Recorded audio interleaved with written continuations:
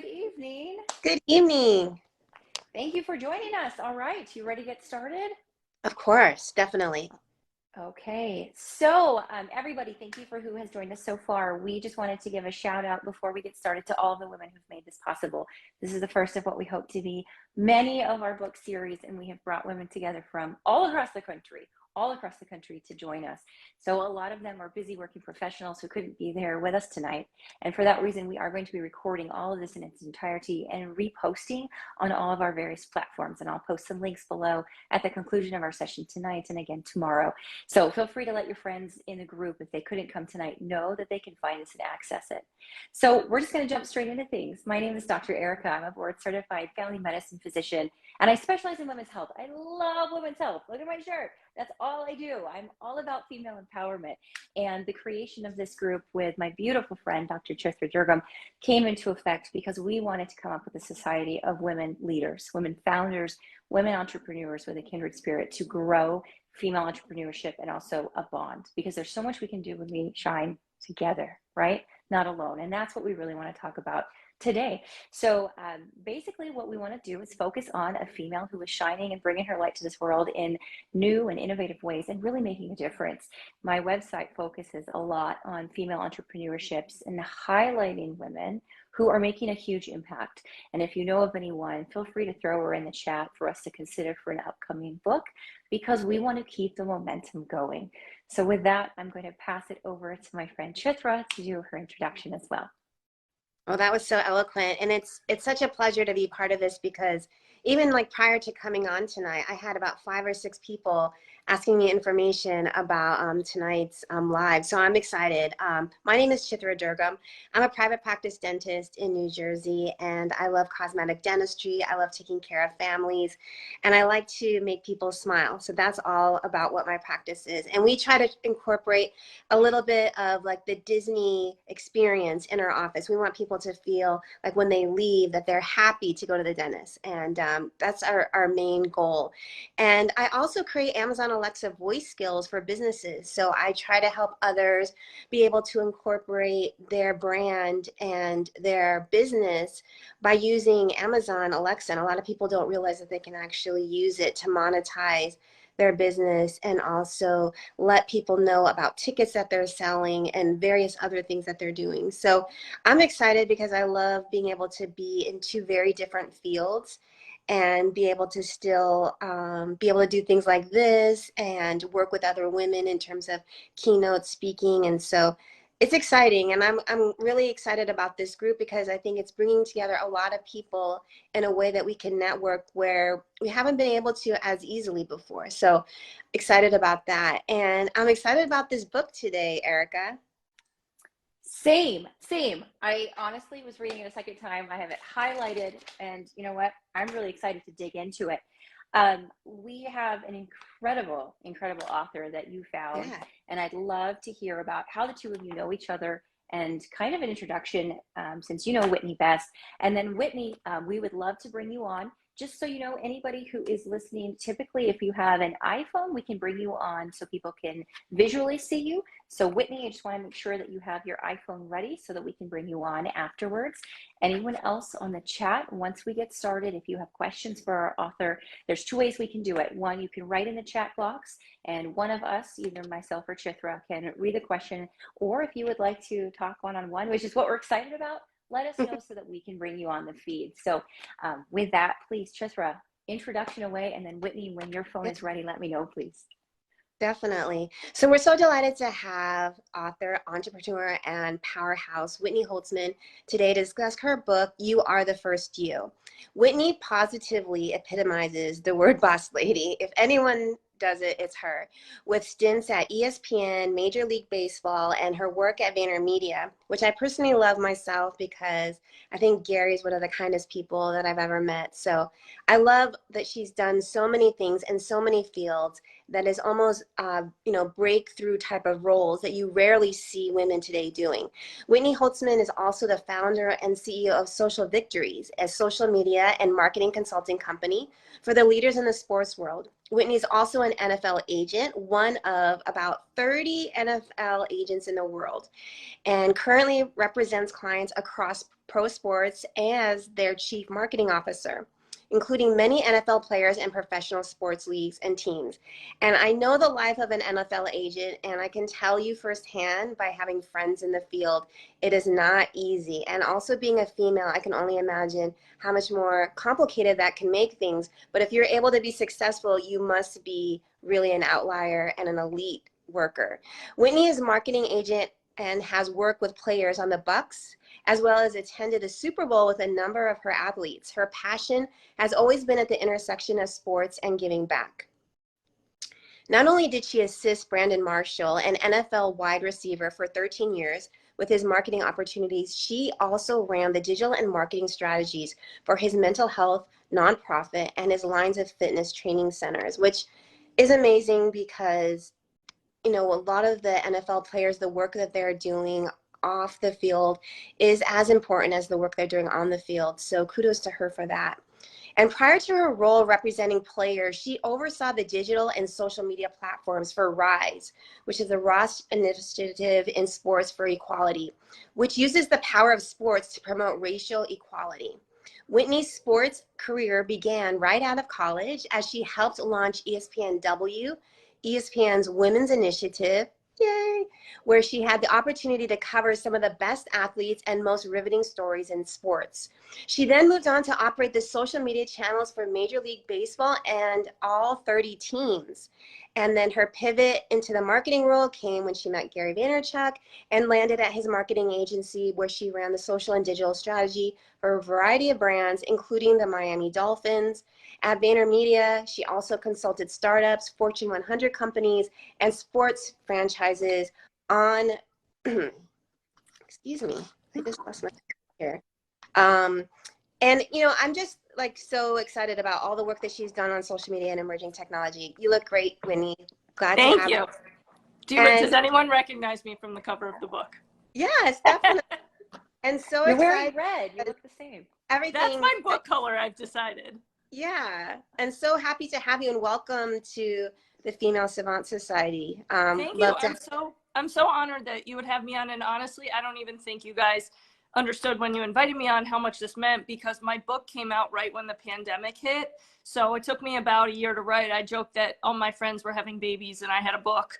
And then I was ready for all the work to pay off, and I was going to do all these events and have book signings. And then the pandemic hit. So everything got canceled. Everything was, so, you know, I poured everything into the book, and then I had no chance to share it with the world. So this meant everything that you guys were willing to bring me on and supporting the book in the way you have. Definitely. And it's kind of one of the ways that we kind of got introduced to each other, because I did see information on Twitter about the work that you were doing. I think it was at the Combine where you were showcasing your books, and James Orsini kind of helped me understand how brilliant you really were. So kudos to you for always like just really pushing it and, you know, going the distance with everything that you do. We can see that not only in like how you try to package the book, but also in your stories that you have within the book. So amazing, amazing stuff. I appreciate that. And Erica, you hit on something earlier that resonated when you were talking about being an entrepreneur and how difficult that journey can be. I remember I was speaking at a high school maybe a month or two ago, and a kid raised his hand and said, "Have you always been entrepreneurial?" I'm like, well, they don't call it that until it works. You know, when you're going left and everyone else is going right, they call you a screw up. So, you know, I think it really is for everyone who's an entrepreneur. It's a true journey, and everyone has ups, everyone has downs. And I think the most important thing is just to have the tunnel vision to know what you're meant for, because being an entrepreneur essentially means you don't really fit in anywhere else. And that can be a hard pill to swallow unless, you know, you continue to remind yourself or keep at least the North Star in mind of what you're meant to do. Well, I love that you said that, because, you know, right from the beginning in your book, you talk about you pushed the limits, and it was a misbrand, right? It was a misnomer, because pushing the limits to you was actually being an entrepreneur. They just hadn't called it the right thing. So right. I want to jump straight in, because we already have a lot of questions from some of our female viewers, and I'm delighted to see kind of where this goes and how we can learn from you honestly, I've been extremely inspired by the work that you have done. And Thank you. at the very end, if anything, I just want to just rattle off some of your quotes because your book left me with such fire to go out there Good. and get it. And that's what I want all of our readers to understand is we picked a real person. We picked a real woman. And when you read her book and you see all of the journeys that Whitney has gone on, right? It wasn't just one event. It was so many things that led you to where you are. And you talk about that. We want to grab that. We want to celebrate you and we want to learn from you. So I understand that we have a question. Yeah, thank you for being here. And Anna, we have a question from you. Would you like to come on? We'll see if she wants to on the chat. Yeah, that would be great.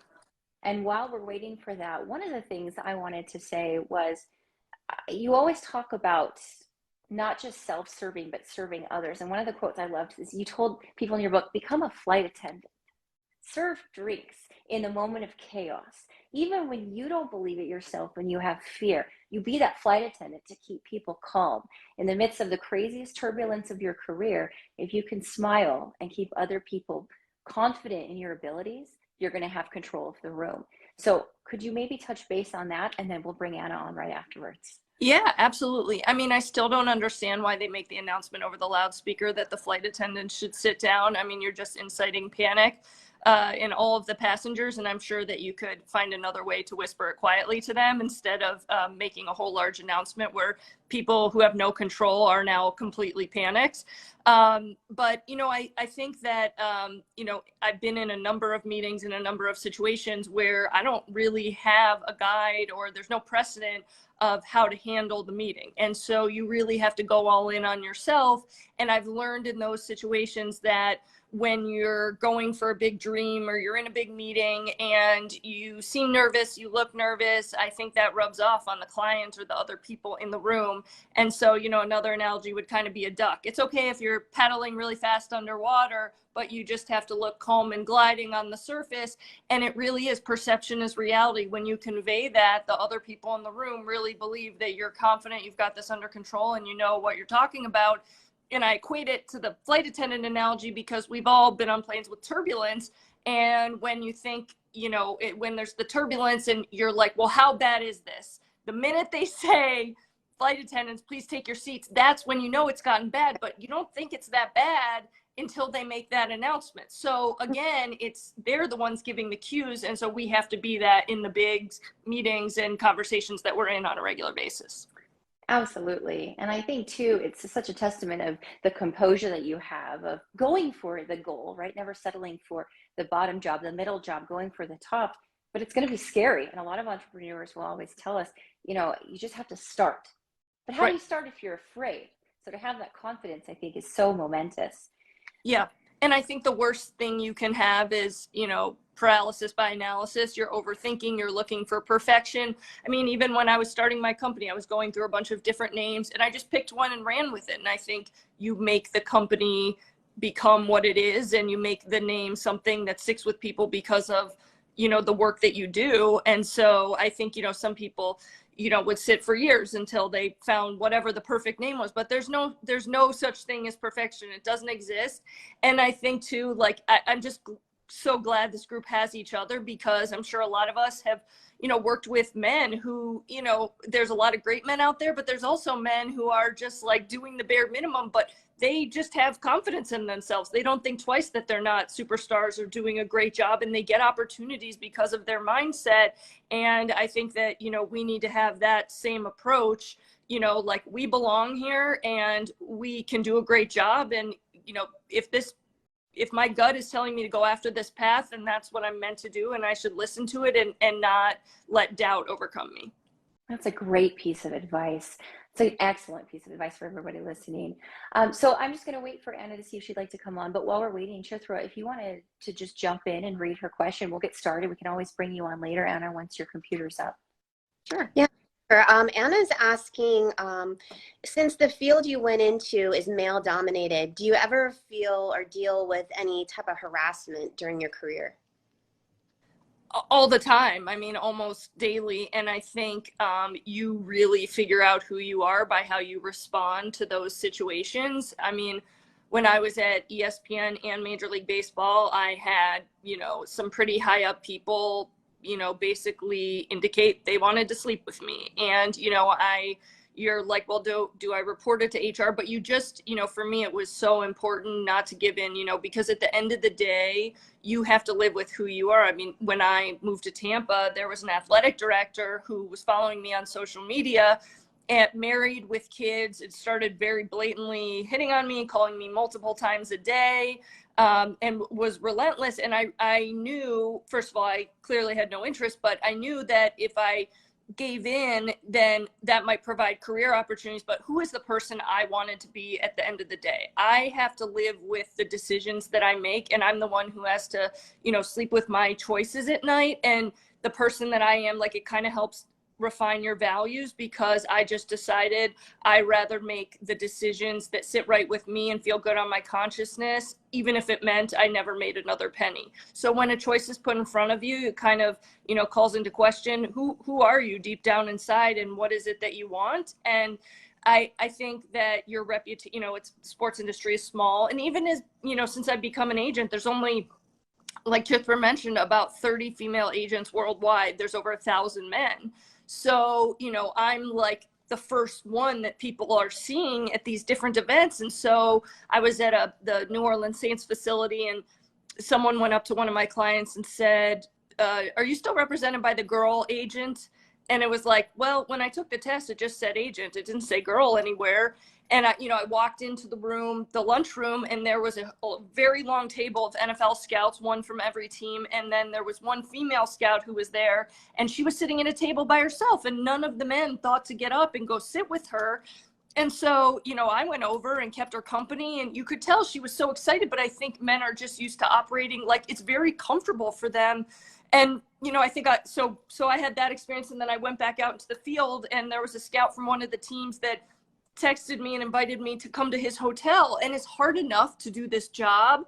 It's just puts so many more barriers in place when you have to overcome, basically sexual harassment in the workplace to try and, just get through the day. And, and when everyone else is out there just being able to do their job simply because they're men. And I've been at companies where they've told me I'm the token woman in the room, and, where, I had one company that said, do you see this wall of executives? There are only men there. So, like, if you stay here, you're never going to get to the point where you want to go. So I think that, people assume sexism is maybe in the past or archaic, or it's getting better, but I will tell you it's very much still out there.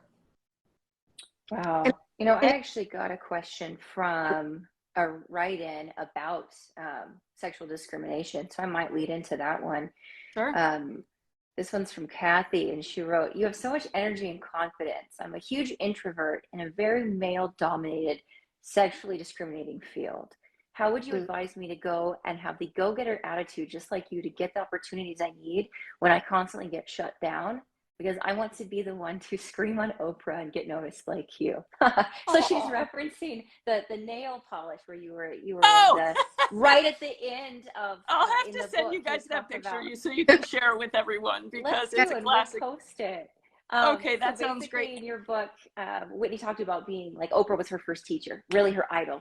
And she finally got tickets her very last season, got to be on the show. They painted her nails beforehand. And she was like, oh, woo, we're going to have Oprah's favorite things. And was it Venus Williams who was there? Serena. Okay, so Serena was there in the audience talking about starting a company with OPI for her product. And that's what they won. But Whitney was so excited as soon as Oprah said, and you're all going to get, and she was screaming. She said that the camera went straight to her. So just I thought she was going to give me a car or a house. I love that. When we're talking about the entrepreneurial journey too, I think it's important, like, we celebrate where we are now, but I came from a family that had no sports connections, that knew no one in the industry, that, had no ties. It's not like I had a family member who was a professional athlete who could make some calls. So, like, I got to this point by just clawing my way up. So I share that because, you don't have to have any leg up to achieve your dreams or be in the industry. They say this is, sports is so hard to break into. Obviously, the question references another male-dominated industry. I'm sure it's equally as difficult to break into. So hopefully these are examples for people that you can still achieve those dreams. Don't don't cut yourself out before someone else eliminates you. You know, if you don't get an opportunity, let that be their choice, but you have nothing to lose by going for it. And, you know, I'm an example of someone that had no ties to this industry and was still able to get to this point.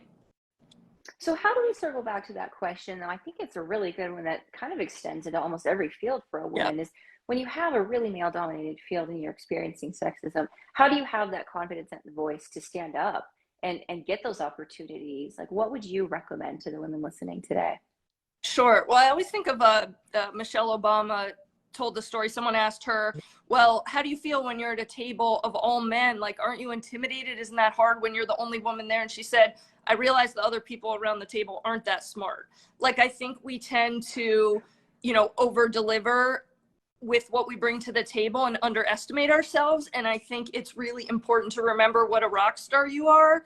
And so, you know, you should walk into every room with that mindset. I joke just kind of naturally. I don't know if anyone's seen the movie I Feel Pretty by Amy Schumer, where she falls and she hits her head on in the cycling class and at Soul Cycle, and she like comes out thinking she's like the prettiest person ever. Like, that's the confidence we all need to have in the workplace, because we wouldn't be where we are if we didn't have the legitimate skills. Like, it's already harder for us to get positions, so we have the skills plus all the intangibles to get here. So to get to the point she's at, she's obviously already had to bring so much to the table, and so she's clearly qualified and competent to do the job, probably more than anyone else in the office. I just think you have to look at it as, what do I have to lose? Like, what is the worst that can happen? I mean, I get no's and rejections all the time, but for me, I'd rather ask than to keep it inside and to not know what might happen. Like, the what if is worse for me than any sort of rejection.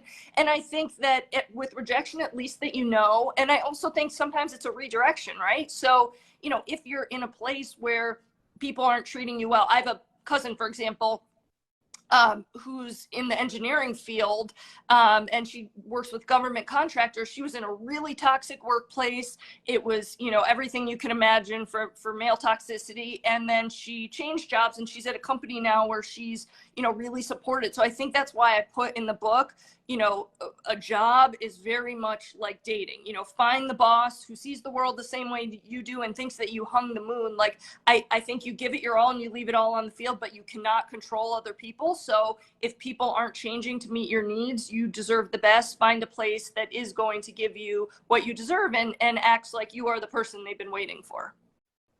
That's an awesome answer. And I think anybody listening can relate to that. Like, if you find a good fit, you know it. You even talk about that where you wrote, like, you walked into it or you got the email, you read right in the airport on an iPad when you delivered pizza.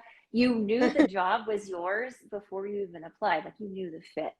I think that's something that we really need to think about as professional women. A lot of times we're building and building and building our careers, and we're taking the opportunities that come to us as opposed to seeking out the ones that make the most sense, because we know that's where our heart belongs and where our most successful place will be. Yeah. And I have a client that I was working with, a professional sports team, and they had some goals they wanted to accomplish in the community. And my client there, my liaison, is a woman, and she's a boss, and she's awesome and a superstar. And, you know, it's like all the women in this group. And, you know, I said to her, look at like how the men have acted. Like, they've gone out there, they've made huge errors, they've, you know, been sort of buffoons, but they still have their jobs. They don't think twice. Like, they don't overthink anything. Like, we need to have that same mindset, because first of all, we'll never be that. You know, we're so conscientious and aware and nurturing, and we bring all the qualities to the table of, you know, true leaders who do a great job. But, you know, I think the men don't think twice about just going out there and going after it. And I think we have to have that same gusto, because, you know, they're getting opportunities because they're front of mind. And so I think that, you know, at the end of the day, like I said, what do we have to lose? Like, I just think if you look at what our male counterparts are doing, they're going for it, and we need to be doing the same. Definitely. That's great. I think you also, one of your chapter lessons, you mentioned you have to you tune out all the doubters and have unwavering belief in yourself. And I think, you know, in the profession that you're in, from what I understand, you know, that can be difficult at times, because there isn't always a lot of loyalty on both sides when it comes to the work. So can you tell us a little bit more about how do you maintain that belief in yourself with everything that's happening, and your career is constantly changing in terms of how things are going? How do you stay afloat and know like you're doing what you're destined to do? So I think that you just can't lose sight of your why. I mean, I know, that's said often, but I think that's the truth. I mean, when I started representing athletes, I very much expected to be doing social media for them. And, because that was my background. So I thought I'll do social media and endorsement deals. And then I watched where they would get cut from the NFL and they would be left high and dry. They wouldn't have support systems to go back to guide them. And I cared about these people like family. And so I think that caring is the best strategy that you could have in whatever you do. And I think that really helps you not lose the belief or the faith, because you have a stronger purpose to what you're doing, and other people are relying on you. So you can't give up on that. And so as I was working with these athletes, I thought, look, okay, the teams have marketing and social media departments, the players have agents, but no one is helping them proactively tell their stories and figure out who they are off the field. Fine, I'll do it. I'll do whatever I can, what's within my control. And so because I cared about them, it evolved into, okay, now all of them have second jobs off the field. They encouraged me to become an agent. So I think the days that are tough, or that, I feel like all hope is lost, I feel like I can't give up for them. And I also, their belief in me reinvigorates me. They were willing to take a chance on me, and I can't stop working for them because they're my champions, and they believed in me. And I tell a lot of women, use your disadvantage as a superpower, because and sometimes your disadvantages can be your superpower. So when I looked at the fact I'm a woman representing athletes and NFL players, I thought I have no chance in this industry. I don't look like a typical agent. But then they started saying to me, a lot of us were raised by single moms. And so in our world, women get the job done, or, we're thrust into the world and women bring a nurturing approach. So what I thought was my disadvantage was actually the qualities that these athletes were looking for. So I think sometimes we say we have a disadvantage, and I think we need to reframe that conversation to, wow, these qualities can actually be my superpowers. That's amazing. That's great. Yeah, being different can be good. Yeah. I never really thought about it that way, because it seems like your experience is different than what I've heard of other NFL agents. It seems like the people that you've been working with kind of pushed you to become an agent, and they have loyalty with you, and you did take that disadvantage and turn it to an advantage, as opposed to what I hear about maybe others who are maybe becoming commodity in terms of their services. They're not really going the extra mile. So that's great to hear. Well, and I think the reason I became an agent is because, I wanted to make this industry better. I mean, frankly, the best way I put it is that everyone I've met from the agent side of things, either it's an agent or the reps at the teams, are all slimy used car salesmen. And so 99% of the time, I would like to run away from this industry and never have anything to do with it again. But the 1% of me that makes me stay is because the next time a woman walks in a room, I don't want them to have to deal with the questions, what are you doing here? And I have to say, well, the same thing you're doing here. I'm an agent, but, I want to normalize it for the people who come after me. And so that makes me want to stay, because I just feel like that, I tell my clients, instead of looking at football or sports as your purpose, how can it be your platform to your purpose? And I feel like my purpose is sort of, paving the way for those that might come after me in this industry and realizing it's possible. And I think that I have inner strength, and I've had to develop that, but I think a lot of women would run away, and I don't want them to, because they'll make this industry a better place. Well, I love that you talk about paving the way in the industry and kind of also setting your own path. Like, you have your own expectations. No one else is going to do it for you, but you're going to have that drive and determination to get there yourself. We did get a question from Lindsay, and she wrote, you turn all your experiences into positives. Have you ever had a bad work experience that didn't help you, and how were you able to come out of it? I joke that I have my PhD in learning lessons. When you go through something and people are like, well, the silver lining is you learned a lot. I'm like, yeah, I'm really good at that. Like, I'm done with the learning lessons part. I just want it to go to the working out part.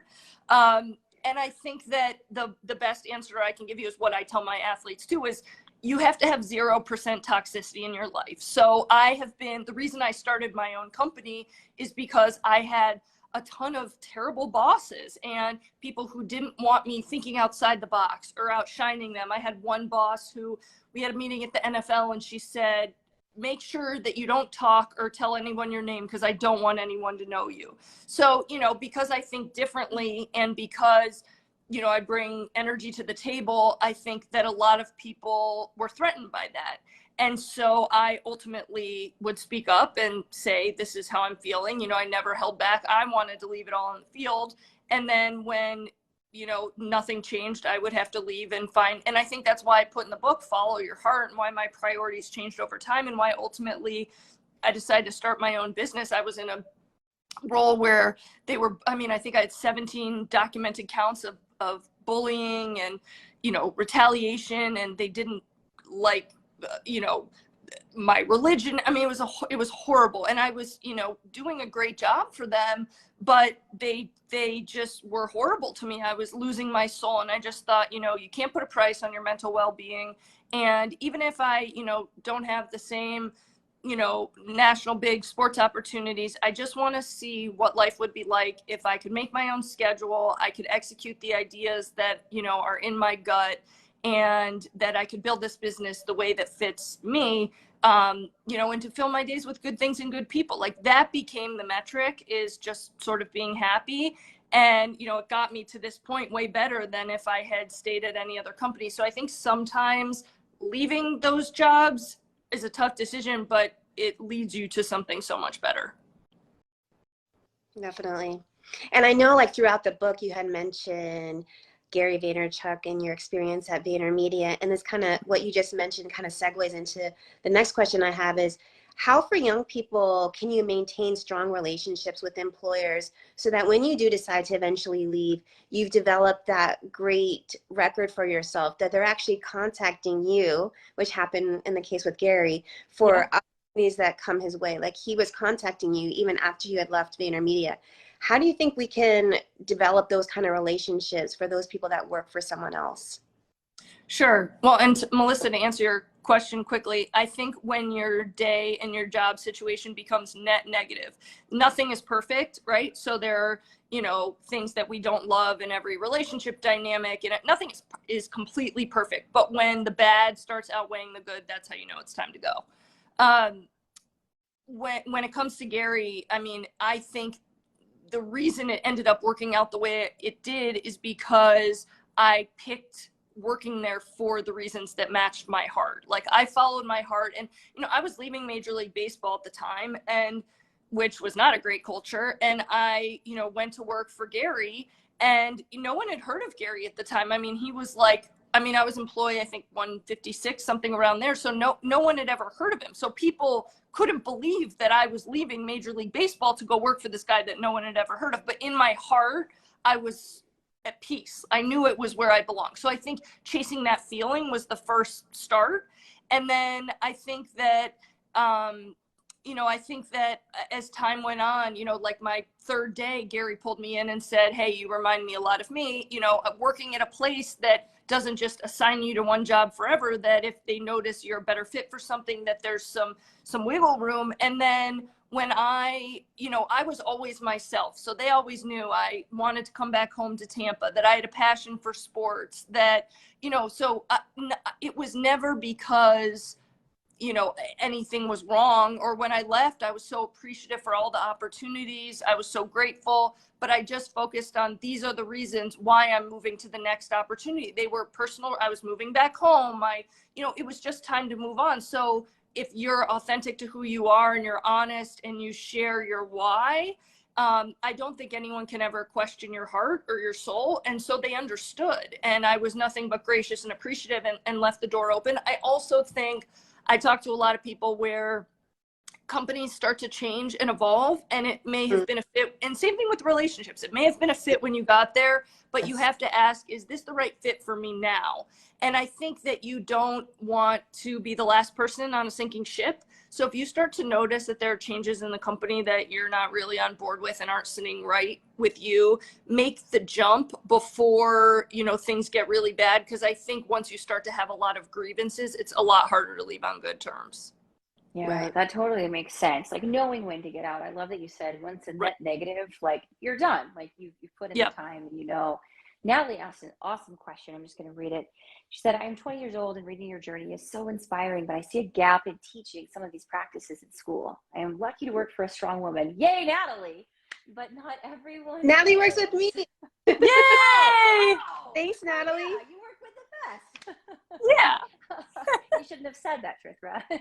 You could have come on at the end and been like, surprise. Do you agree we need to guide girls starting in early education? And I just want to add how, right? We do agree, but what are your takeaways and what would you recommend on how we start guiding women early on? What can we do? I just find the whole school system so frustrating. I mean, from the very beginning, and I think I put this in the book, why do we have one metric for success? We have all these different kinds of jobs. So I would probably suck at being a doctor and I would suck at being a dentist, but I'm good at what I do. But if we have one metric that says you're successful or you're not in the most formidable ages of our lives, you know, that really affects your self-confidence. Like, I feel like in Europe, they have like different pathways, like you take different tests. And it's like, okay, you're more meant to do this. Like, I wish our school system catered towards who the people were and had different, and put you on a path earlier on, because I think that would help with self-esteem. I think that would help with people feeling like they fit in. And then it, you know, I went to a private school and I got no education for anything that I do in life, except I guess how to write. But I mean, there was no entrepreneurism, no you know, sports, no broadcasting, nothing. And so, you know, I just wish we had different places for people to thrive instead of telling them that they're failing, because I think that's very much the wrong message. And if you don't have the proper self-esteem, you can take that the wrong way. And I wrote this book, I always say, because these are the lessons that I think you need to know in life and in business, but not one person taught me in school. So if no one else is going to do it, I guess I'm going to do it. And so I share my journey to be able to teach the lesson so people knew the backstory. But, you know, I had to learn things the hard way. And my hope was to be able to put this out there as a teaching tool, so maybe people could sort of have the cheat sheet at the end of the chapters and wouldn't have to go through things. Maybe from the outset, they do more investigating in a job interview to see what their boss is like. Or, you know, they take the high because they read it, instead of having to miss out on things because they had to go through bad experiences to learn the lesson. Yeah, I love the comment feeds too. I mean, Anna just said school does not prepare us women for No. life at all. And I completely agree. And I think all of us that are in STEM fields have seen that so much. Women in male dominated fields and sports fields. I mean, where do you start? So I love that Cindy just followed that up with, we can do better for our daughters. You know, we can do better for everyone. And that, I think, is our purpose, is how do we find that ground? You wrote a book, you're reaching women, you're getting your message out, but we don't want it to stop there. So how can we keep promoting what you're doing, Whitney? Like, where are your platforms? How can we share this message best?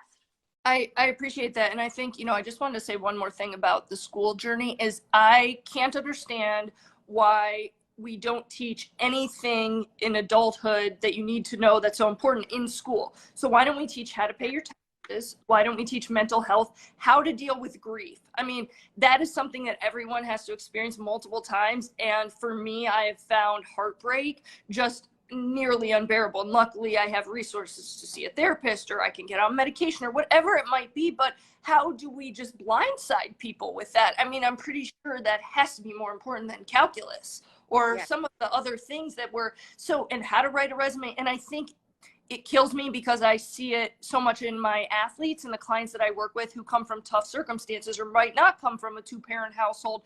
And so, you know, that's a two-parent household seems to often differentiate, you know, whether people succeed or not. And it shouldn't be that way if we have our school system in place. You know, it's failing people. So I think that we have to teach life and relationships. What is the type of person you should be with? Who's the type of person, you know, what are the red flags? I don't understand how it's like we teach hard skills, but none of the things that you actually need for survival and to thrive in adulthood.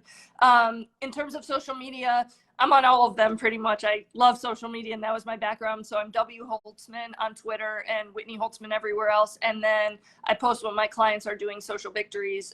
Same thing. It's just social victories on all the platforms. I love it. And anybody listening too, we're going to be posting links on YouTube for a follow-up. This is going to be able to be rewatched indefinitely.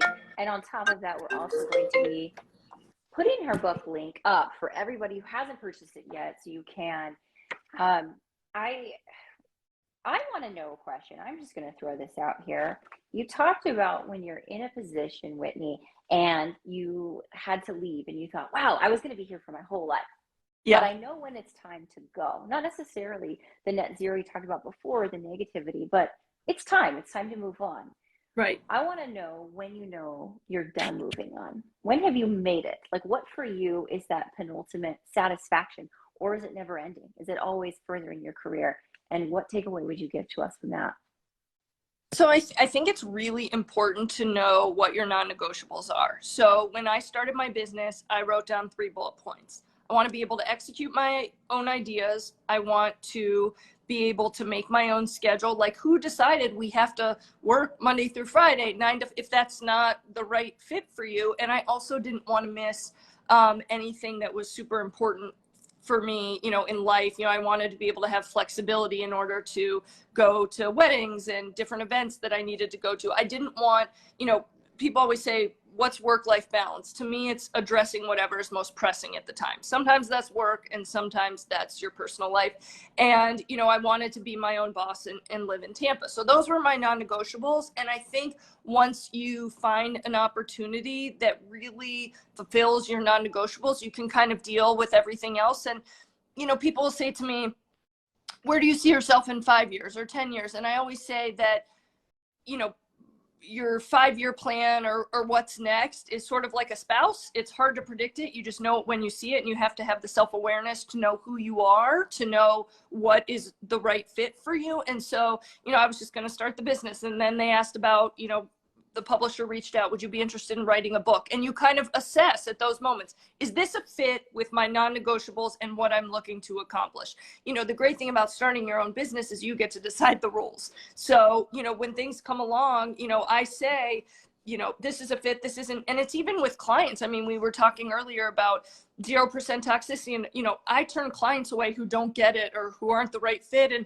you know, even I had a conversation with a 1st-round draft pick in the NFL last week. And, you know, he was talking about how, like, his mom is basically, you know, guilting him into trying to take all of his money. And she's saying, I raised you, I worked all these jobs, you know, and you can tell it's you know, he's stressed. I said, have you told her how you feel? Basically, he was like, what do I do to get her to, and at some point, the buck stops with you. You know, people will do what you allow them to do. So you have to be your own bouncer. And, you know, I mean, I've had a lot of people, you know, they'll say, you know, they want you to do things for free. You know, they want like actual work, like things that people I feel like would never ask men to do. And they'll say, can I take you to coffee? And we need to talk more about that one. Yeah. And I'll say, well, coffee doesn't pay my rent and my brain is my job. And I've had people come back and say, well, I thought you were a nice girl. Or if you believed in it, you would do it for free. Like, those people have now, you know, I keep them at arm's length. I think you get to know people. The truth comes out once you know, start working with the people around you, and your circle becomes smaller. But I'd rather have it small and healthy than have any toxicity filtering in. And so I think just, you know, finding a way in life, in your whatever job you have and whomever you're with, to make sure it's a healthy, happy environment. Don't look to others and outside validation for whether you're in the right situation. Like, that's why I insist on calling the book You Are the First You. I mean, you have to decide what's going to work for your life and what's going to make you happy, and then you have to go find a situation that has those criteria. So for me, it was starting my own business. I didn't see any other way around it based on my non-negotiables. But I think if people sit down and they say, these are the 3 to 5 things that my soul really needs to feel alive, then go match those with the opportunity instead of just looking at the bullet points on a job description. That's a great point. That's a great point. Allie has a question. She asked, you talk a lot about emotional intelligence and emphasize that Vayner and how unique of an environment it was. What did this look like, and what did they do for the staff who maybe didn't get it? So they gave people a lot of grace and a lot of patience. And, you know, Gary's very big on over communication. So you were never confused about how, you know, where you stood and how they felt about you. And they gave you a lot of chances to, you know, correct it. And I think also, I mean, a lot of places will say, okay, this employee isn't working out, and they get rid of the employee. Well, at Vayner, they would say, you know, I can see that this manager and this employee don't have the right chemistry and they're not a right fit, but it doesn't mean either one has any issues. So then they'd reassign that employee to a new manager and say, I think these two, when they're working together, would completely thrive. So it's not that it was anyone's fault. It was just not the right fit. They're able to look at things, you know, on a deeper level and more clearly, and not blame or just come up with a blanket solution. It's like, how can we customize a solution for this dynamic? And I think, you know, they very much hired based on people who got along with everyone. You know, they very clearly said, we can teach you the marketing skills, the hard skills, but people who like each other work well together. So if you don't fit in culturally, but you're great at your job, you're still going to be gone, because, you know, our number one metric is to make this feel like one big family. And I love also that Claude was eventually added as the chief heart officer. Rarely in any company have I seen, you know, that position where somebody really tries to go the length of the distance to bring people together and help them understand, you know, go through the trials and tribulations of their life, treat them as humane as possible. You don't always see that in every company. Right. And I think, you know, the people who work for you are your best marketing department. You know, you see these companies that, you know, care about how they, you know, decorate their office, or, you know, how their website looks, these superficial things. But at the end of the day, you know, I talk about in the book, depth over width. So if you really make an impact and you really touch people, they're going to spread the word like crazy. So, you know, when I was at Vayner and, you know, we were all so happy working, that we were telling all of our friends, we were talking about Gary. I mean, we were such advocates, and, you know, each one of those people is going to interact with a lot of people. So that's so much more effective. And it's like how you were made to feel.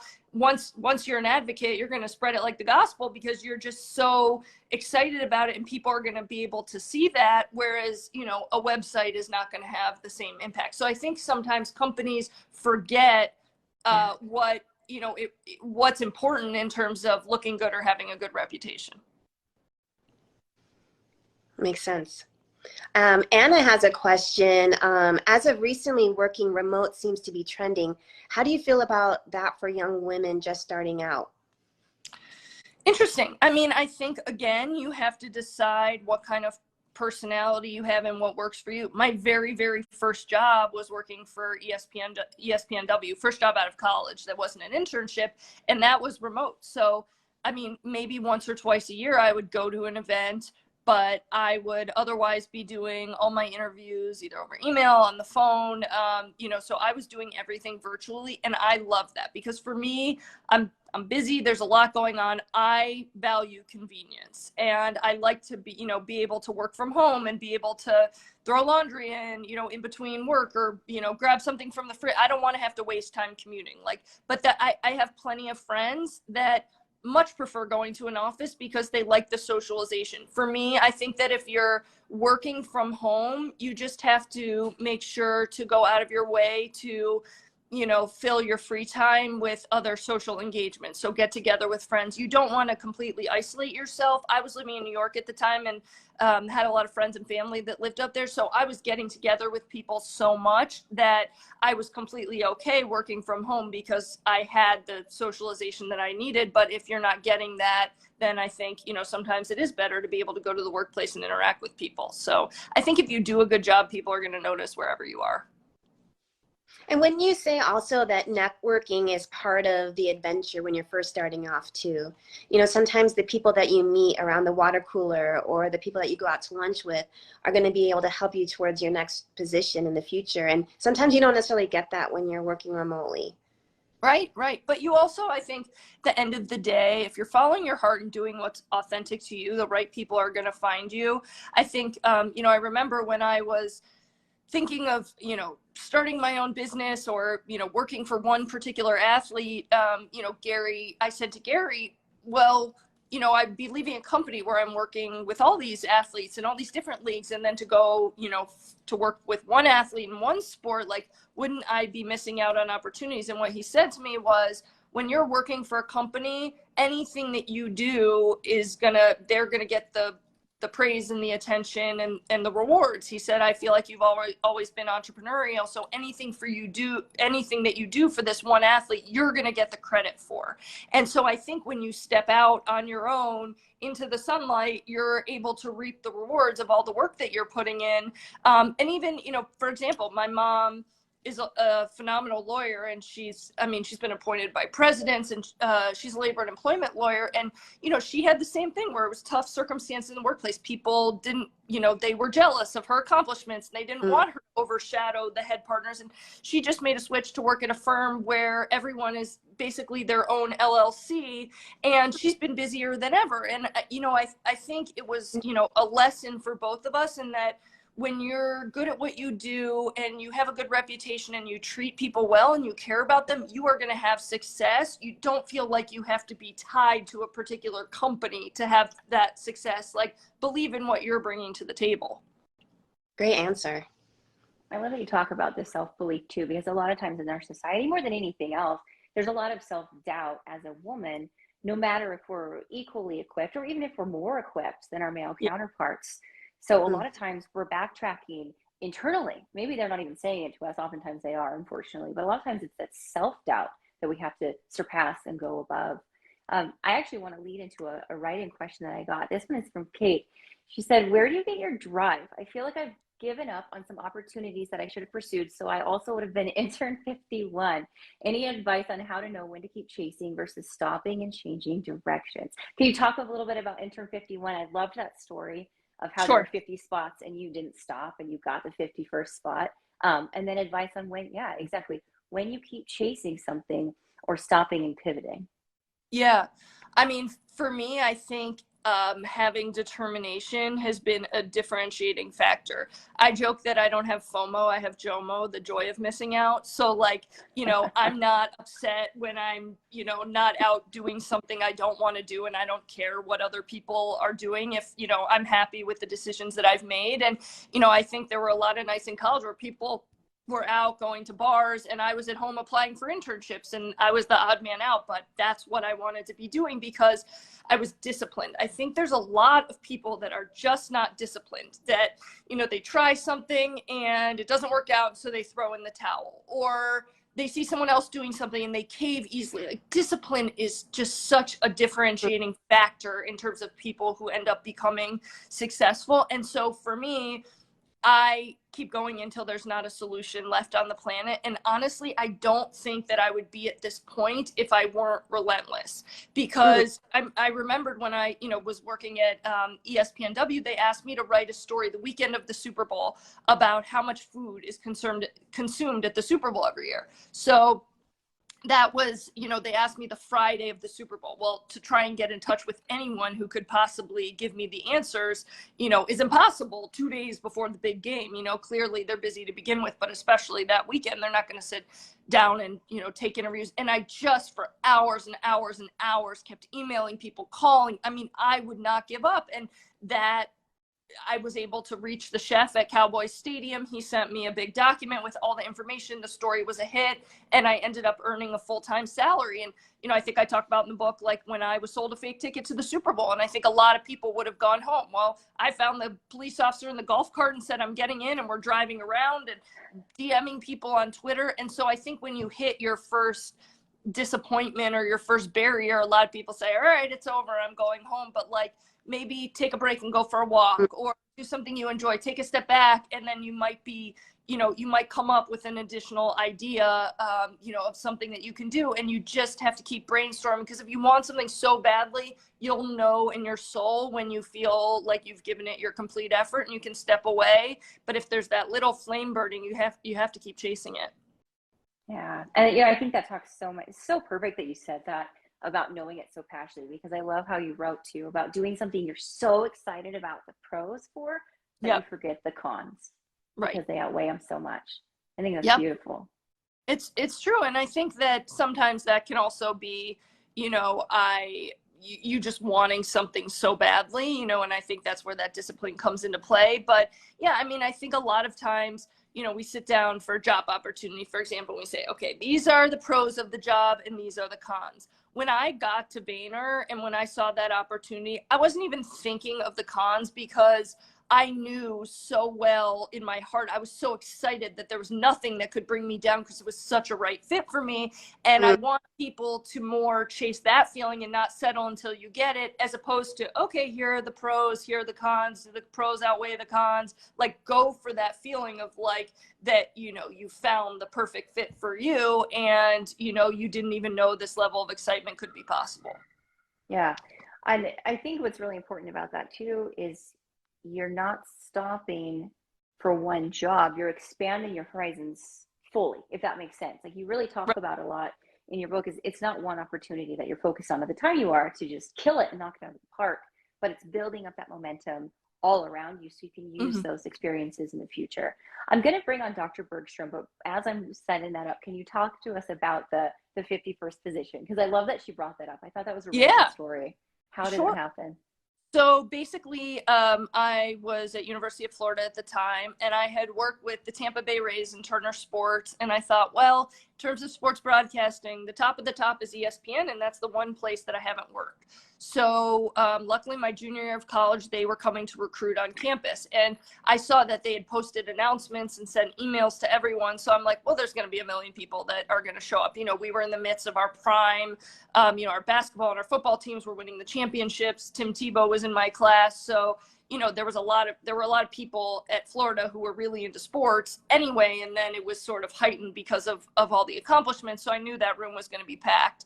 So basically I just took the contact of the ESPN recruiter's name off the, I still went to the session and everything and waited and introduced myself, but you know, as another point of contact, I took the recruiter's name off of the pamphlet, and I reached out to him directly and I wrote him a whole note about why I was so passionate. And I figure, you know, that's where I say when everyone goes left, go right. You know, I knew everyone was going to be going to the session and staying within the rules. There's me again, you know, the timeout chair story, just like, okay, you know, pushing boundaries a little bit, but that's how badly I wanted it. And what did I have to lose? You know, hearing my passion, how much I wanted to work there was going to be a deterrent? No way. So he ended up saying, okay, let's hop on the phone and have an interview. And so we talked, and it was, again, someone who just really believed in me. And again, none of us get to where we are without people opening doors. And he was one. His name's Emmanuel Adjecum. And I owe him so much, and I still keep in touch with him to this day. But basically, after our phone call, he got off the phone and fought 3 people, one of whom later I learned was the president of ESPN. And he said, basically, like, you know, you need to hire her, or like, there's no point in me doing my job. She belongs here. She'll be great. You know, he really went to bat for me and laid it all on the line. And because of his advocacy and his passion, they were able to create another intern spot. So that year I was intern 51 out of 50. Yeah, you're so humble. I'm going to bring her up, but you're so humble because you wrote in there you had applied when all 50 spots were already taken. Right. And yet you got it anyway. And I think that says a lot about your character. What do you have to lose? That's what I keep saying. Like, I mean, you know, there's very little downside compared to what the upside could be. Hi, thanks for joining. Hi. Thanks so much. Well, thanks for bringing me on. Oh, goodness. I think I might be freezing. Can you hear me okay? Yeah, I can hear you great. Yeah, okay. Perfect. Sorry. Well, first of all, I want to just say that this book was just such an inspiration. I've really enjoyed it a lot. I've gotten a lot out of it. And one of the things that kept striking me was your experience as an intern and the people who helped you out. And like you were just talking about the intern 51 story, and that you're in touch with all these people. So I'm very excited. I just got some interns coming on to work with me in my business. Yay. Very excited. So my question is, I have some ideas about, you know, what are good things that I can do to make it a good experience for them, because I really want it to be that. But I would love to learn more, like if you have any kind of pearls of wisdom for somebody who's going to be in the position of working with interns and wanting it to be the most positive experience for everybody? Yeah, well, it's amazing that you're, have a business and you still care so much about, helping these younger people up and coming in the field and want to devote so much time. Can I ask what kind of business that you have? It's actually a philanthropy business. So Oh, I'm my side business is helping specifically doctors learn about and be more effective with the donations that they make. oh, that's amazing. Well, thank you for your incredible impact that you're making on the world and your big heart, first of all. Yeah, we need Thanks. more people in the world like you. I would say two things that really stuck out from my internship opportunities. I always say internships are the best way to figure out what you don't want to do. And so when I was, interning for the Rays, they put me in stadium operations to start out with. And I knew about 5 minutes in that the hours weren't right. I mean, I was like calling in spills. I was helping with exit plans, like not my passion point. So I wish there would have been a way to rotate to different departments or to get a little taste because, we've talked so much about how so many people end up doing things that they don't learn about in school. So the best way to learn is in the real world. So I think exposing them to as many different facets of your business as possible is the best gift that you can give them. The other thing that I loved about internships is the ability to interact and hear from other leaders in the space. So any lunch and learns that you can have where they can ask questions or meet different people or hear about different journeys and positions, I think would really benefit them. So those would be the two pieces of advice that I wish I had from the beginning. And, I think a lot of people look at interns as, okay, this person can help me out and do all the jobs, but, that make my life easier. But when I got to ESPN, one thing that I thought really set them apart is that we all had jobs that everyone else in the company had. So your first couple days you had orientation, and then after that, you were a production assistant or whatever the job. So you actually knew what the job was going to be like and could get experience doing it. And I think that benefits the company because then once the person is ready for full time, you've already trained them. So I think those things really, were difference makers in my internships. Fantastic. That's really helpful. Thank you. Yeah, of course. Yeah, let me know any other questions you have as you bring them on and work with them throughout the summer. Thanks. I guess summer's over. I still got some summer left. Summer. Okay, got it. Well, how long are you having these interns for? It's looking open-ended, at least Wow. a year for Gosh. hopefully. Yeah.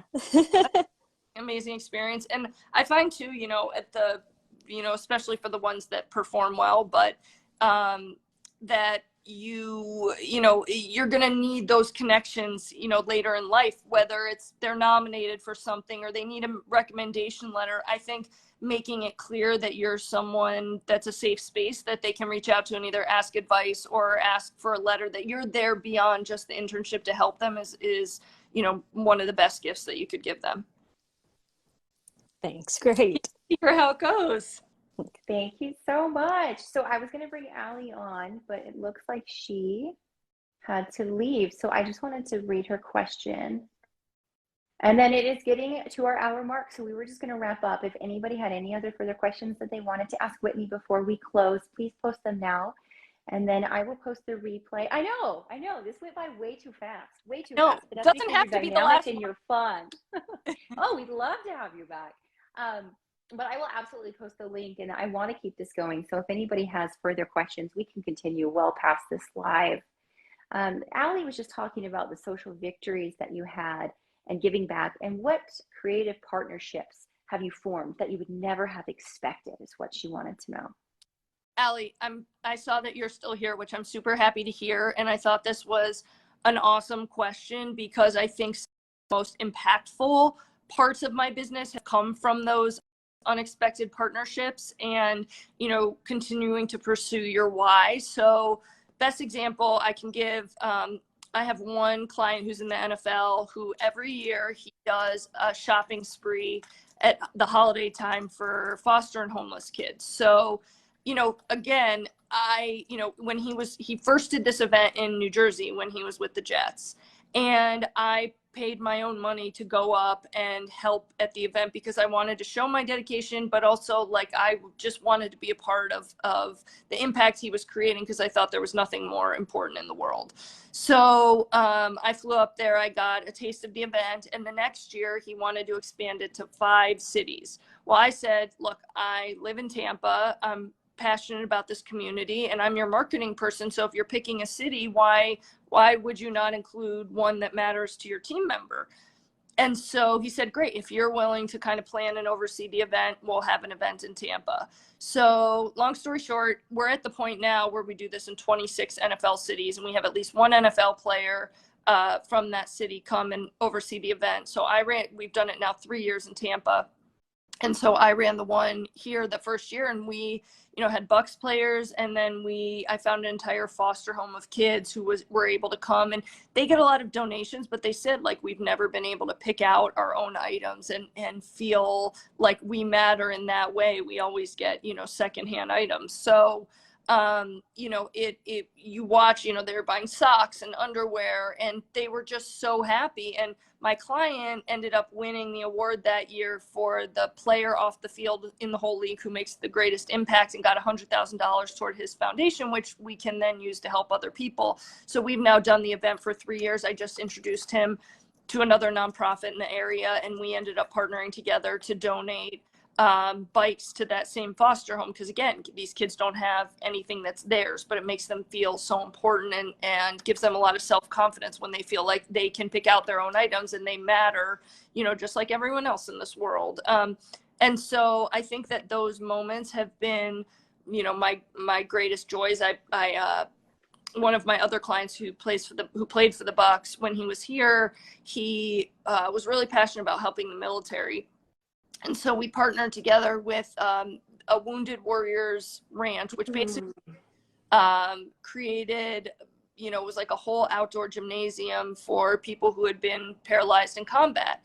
And there was one NFL player, one warrior who came out of his house for that event, for the opening, for the first time in 3 years, because he was so excited to meet an NFL player. So, for me, I think I joke that sports is sort of like a hidden politics, because you're able to make such an impact. But whether you're, no matter your age, your gender, your education level, your economic background, everyone looks up to LeBron James the same way. So I've really believe in using sports as a platform to make an impact. And I think the work I did at Rise, uniting neighborhoods, breaking down stereotypes, and the Mental Health Foundation, doing suicide prevention trainings. To me, those are the best days of my job, because I feel like we're making the most amount of impact, and I'm, sort of amplifying my why. And then I would think, in terms of partnerships, I really never anticipated helping my clients, with their second careers after sports. I never intended to do that. But then watching, my client walk across the stage and get his MBA, or just knowing that they're going to be okay, open their dream training facility, whatever it might be, those sort of partnerships are just so fulfilling, because the people that you care about are going to be okay. Well, thank you so much for talking with us today, Whitney. It's been a dream come true, honestly, to have you, because when you say, other people look up to LeBron James, we look up to Whitney Holtzman. And it doesn't need to sound cheesy. I mean that. We are women professionals from across the country. We've had an incredible turnout from women writing us and going across our platforms, interested in buying your book and reaching out to us. So I'm delighted that we can now spread the word and post this on other platforms so people can rewatch it, learn more about you and the beautiful work that you're doing to be that female leader that people look up to. And I mean that with all sincerity. So thank you for taking time today. If people have other questions they didn't get answered, feel free to shoot me a message on social media, and I'm happy, to help however I can. And I'm just so grateful for you guys too in this group, because I think that there's a stereotype, and unfortunately it's a reality, where women tear down other women or they're jealous of them. And we cannot get through the world unless we have other women who have our back, who celebrate us, and who advocate for us. Because, I especially see in terms of the NFL, I know I can call this guy at this team and get my player in, because it's a fraternity and they don't want women to come in and speak up and say you're doing this the wrong way and to rock their little boat. And so, you know, the men are all sticking together, and we would get nowhere, you know, without you know, other women building us up and celebrating us. And I think just emotionally to know that, you know, the people who are like us, that we can form a community of safe space to talk about things that are important and to create opportunities for each other. We know how hard the journey is, and to be able to create opportunities for other people in all fields who are like us is just so rewarding. And just to know that other people like us have our backs, that we're not in this alone, because, you know, there's ups and downs and you can't do it alone. And so knowing that, you know, you two are spearheading this effort to help women feel so celebrated is truly life-changing. Well, we aren't in this alone. And I love that you're right. You are the first you, and go chase exactly what your heart needs. So thank you for talking with us about that. And I adore Dr. Durgam. So I would love for you to just, in closing, wrap things up. Thank you to both of you and all the women who participated today. Yeah, thanks again, Whitney, for coming on. On the back cover of your book, You Are the First You, you have a quote where it's time to follow that nagging voice that's been tugging inside of you. And it's time to chase ultimate happiness and the life you've envisioned for yourself. And I think this quote is a great way to end today, because I hope everybody on here took away some valuable information, and you also chased your happiness as well. So thank you, everybody, for joining us.